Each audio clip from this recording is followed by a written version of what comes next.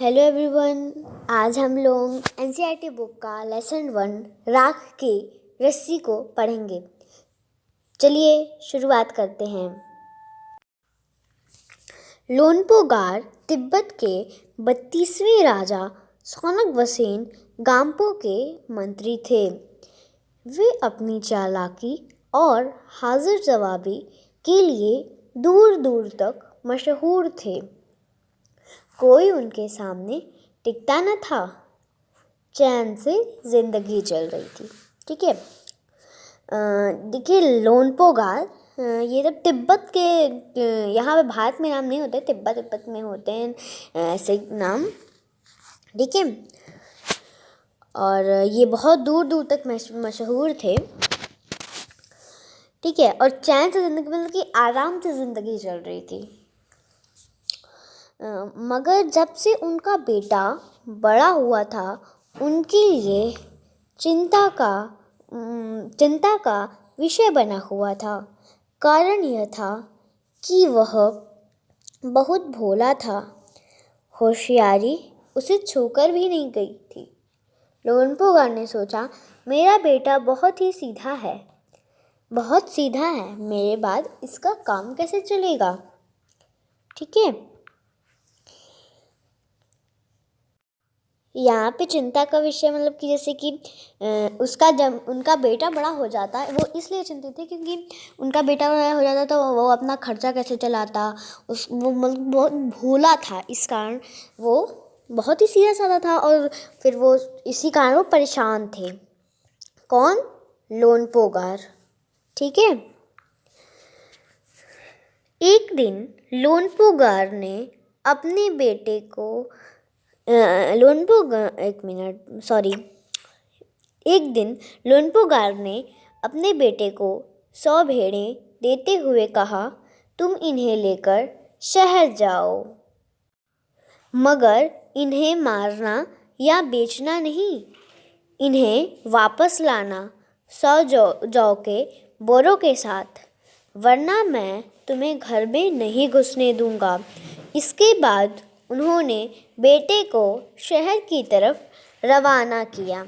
रवाना मतलब कि भेजा। ठीक है। अब यहाँ पे देखो लिखा है कि लोनपो-गार ने अपने बेटे को 100 भेड़ें दी। ठीक है। उसके बाद उन्होंने कहा कि बेटा तुम इन्हें लेकर शहर में जाओ। ठीक है। मगर इन्हें मारना या बेचना नहीं। इन्हें मारना भी नहीं था उससे और बेचना भी नहीं था। ठीक है।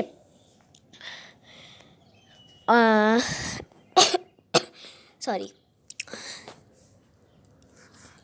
इन्हें वापस लाना 100 जौ के बोरों के साथ, वरना मैं तुम्हें घर में नहीं घुसने दूंगा। जैसे कि वो गया, फिर उन्होंने कह दिया था कि बेटा तुम जाओ 100 भेड़ों को लेके, और इन्हें मारना या बेचना नहीं, और इन्हें 100 जौ के बोरों के साथ फिर से लाना। फिर 3rd पैराग्राफ पढ़ते हैं। लोनपो-गार का बेटा शहर पहुंच गया, मगर इतने बोरे जौ खरीदने के लिए उसके पास रुपए ही कहाँ थे। वह इस समस्या पर सोचने विचारने के लिए सड़क किनारे बैठ गया, मगर कोई हल उसकी समझ में नहीं आ रहा था। वह दुखी था। ठीक है। अब लोनपो-गार का बेटा शहर में पहुंच गया था, मगर उसके पास इतने पैसे नहीं थे कि वो जौ के 100 बोरे खरीद ले। फिर वो बहुत ही सोचने विचारने लगा, सड़क के किनारे बैठ गया, पर उसे कोई समझ में नहीं आता उसका हल। वो बहुत दुखी हो गया था। तभी एक लड़की उसके सामने आ खड़ी हुई। क्या बात है, तुम इतने दुखी क्यों हो? लोनपो-गार के बेटे ने अपना हाल कह सुनाया। इसमें इतना दुखी होने की कोई बात नहीं है, मैं इसका हल निकाल देती हूँ। इतना कहकर निकाल देती हूँ। ठीक है। फिर क्या हुआ? मगर उसके में समझ नहीं आया था उसे। ठीक है। वो क्या करे, अब क्या करे। एक लड़की आ गई, फिर लड़की आ गई, उसने पूछा कि तुम्हें क्या हो गया, तुम ठीक है, तुम्हें क्या हो गया है। और उसने अपना, फिर इतना दुखी क्यों हो तुम, फिर उसने अपना हाल कैसे सुना दिया, कहा कि मैं इतना दुखी हूँ, कि मुझे मेरे पापा ने इतना बोला है, ठीक है। फिर उसने लड़की ने बोला कि क्या बात, मतलब कि लोन पुकारने के बेटे ने अपना हाल कैसे सुनाया था। इसमें उसने कहा कि इसमें इतना दुखी होने की बात नहीं है, मैं इसका हल निकाल देती हूँ। इतना कहकर लड़की ने भेड़ों के बाल उतारे और उन्हें बाजार में बेच दिया, ठीक है। अब क्या हुआ, फिर उसने, जो भेड़ होती है ना, भेड़ बाल देती हैं, फिर उनसे ऊन बनाया जाता है। फिर उसी के बाल उतार लिए और बाजार में बेच दिए।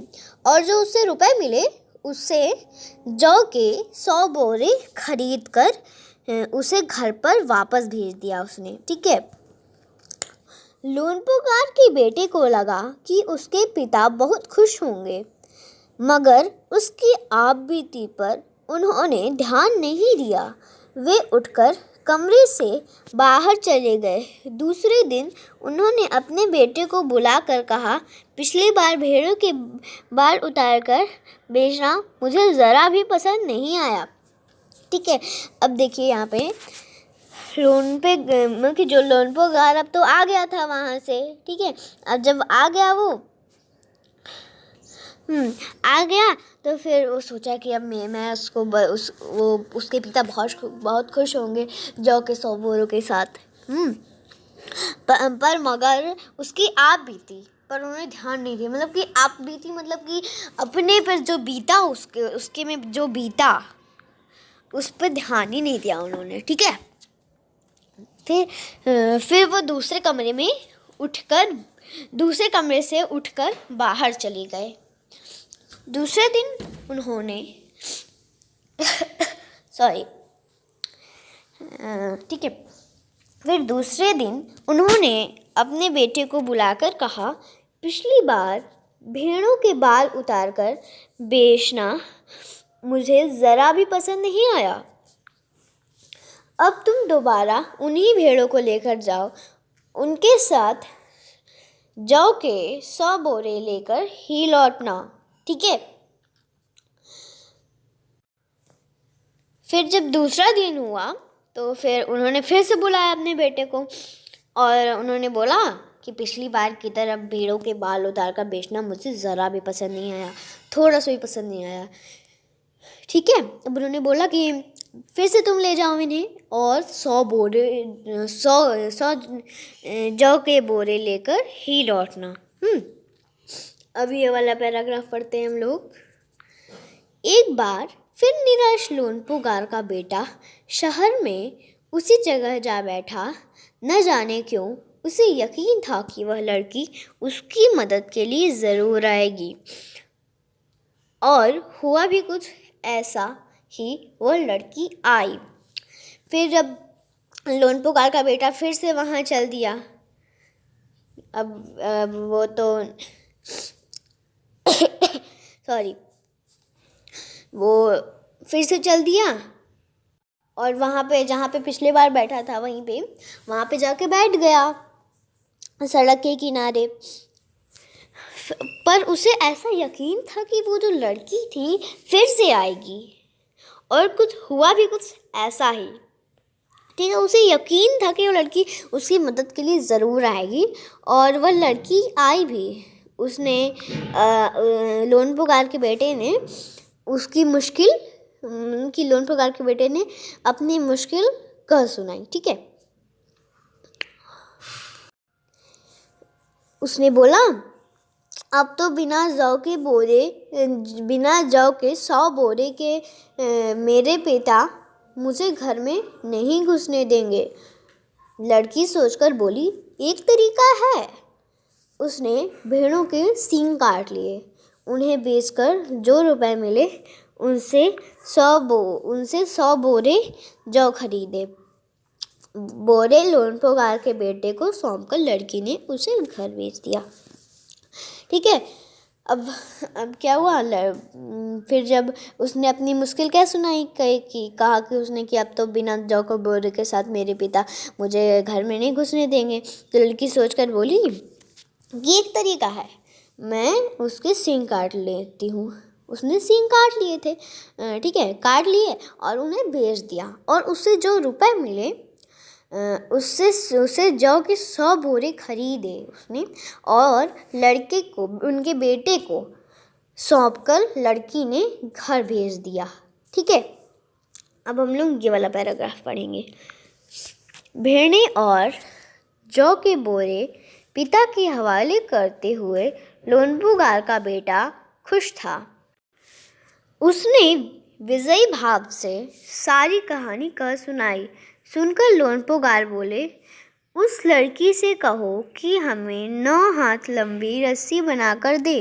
उनके बेटे ने लड़की के पास जाकर पिता का संदेश दोहरा दिया। लड़की ने एक शर्त रखी, मैं रस्सी तो बना दूंगी, मगर तुम्हारे पिता को वह गले में पहननी होगी।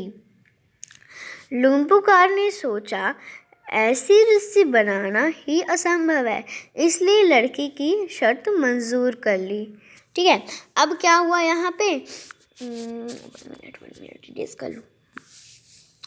फिर उसने जो भेड़ें थी और जौ के बोरे अपने पिता के हवाले करते हुए लोनपोगार का बेटा जो था बहुत खुश था।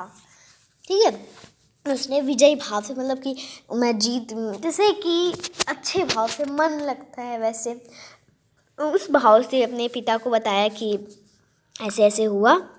ठीक है, तो अब फिर उसने कहा, फिर सुनकर लोनपोगार बोले, उस लड़की से कहो कि हमें 9 हाथ लंबी राख की रस्सी बना कर दो।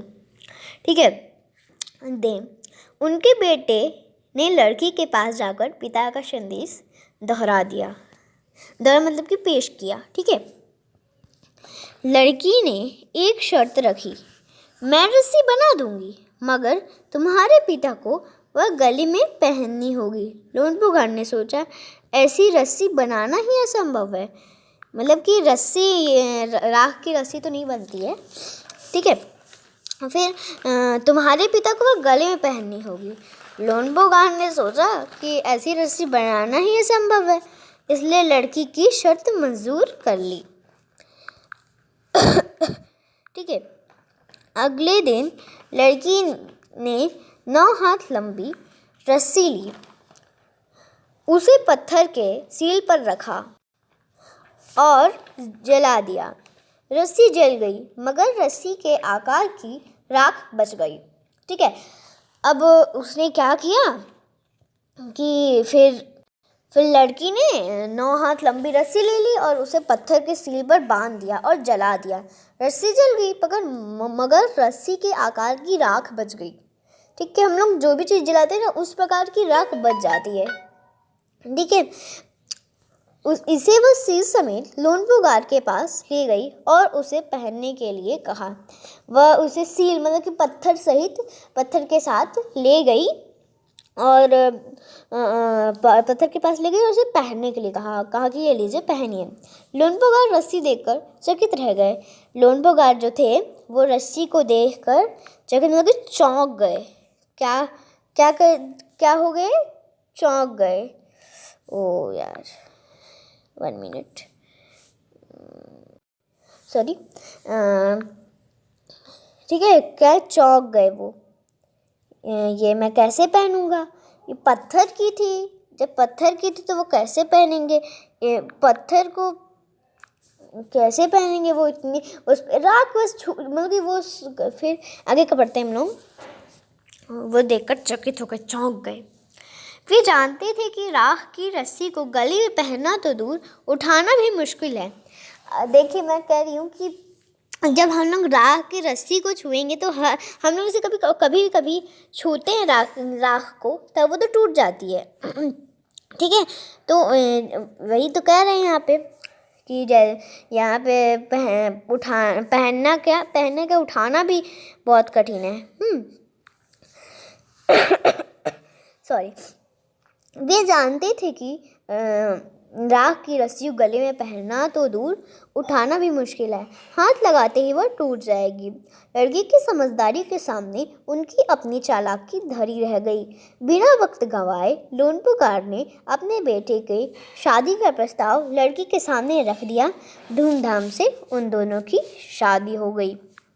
ठीक है, अब यहाँ पे फिर क्या हुआ, वो लड़की लोनपुगार के पास वो पत्थर सहित जो सील था ना, पत्थर सहित रस्सी को पहले जला रही थी वो, फिर उसे जला के उसके आकार की राख बच गई थी।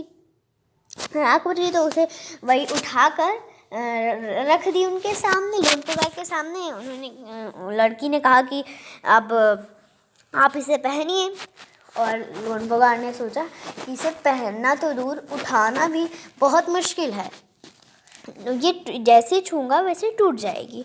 ठीक है, लड़की की समझदारी के सामने उनकी अपनी चालाकी धरी रह गई।